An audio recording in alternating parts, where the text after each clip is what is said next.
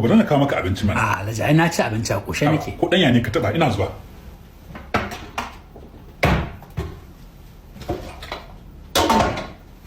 Kai. Akwai wanda ya ga rago shinkafa da wake da na ajiye. Baban mun cinye bayan mun dawo daga makaranta. Kai ka ji kuma fa. Amma kawo Mansur ya shigo da kaza. Yana ji an kwankwasa kofa ya saka ta a oven ya boye. Yo, good idea. Ko ba ga kaza? Ji hada daddawai ne haka. Na fa ci abinci kafin fito daga gida. A babu komai ka dan taba. Ai ka sha hanya.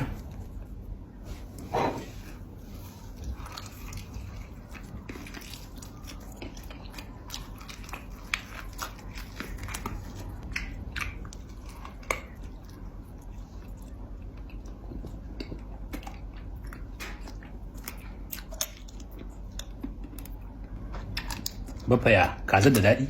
Ai sa jimagi.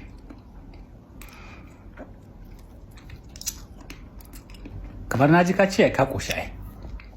Wallahi na ci tuwo a gida. Ka san matata Sadiya akwai sanin darajar da martaba na murhu.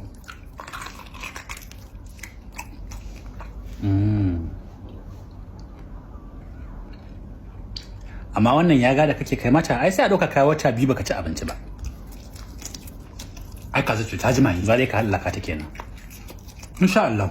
Amma a China idan aka kawo maka abinci ba a cinyewa ragewa ake yi. Alama ce ta alkunya. Amma a Ingila da Italy ai in baka cinye ba nuna kake kamar abincin bai daɗi ba. Amma nan Najeriya ne. To ce maka akai ni dan China ne? Ce maka akai nan gidan marasa kunya ne? Ce maka akai ni kullun nake cin kaza? Ce maka akai kajin yawa ne da su a gidan nan da kake wannan loma mugunta? Ce maka akai tuwo da kaza ɗaya ne? Ce maka akai kaji na isa ɗan yunwa irin ku ne? Ce maka akai yanzu zamanin Buhari ne? Kawo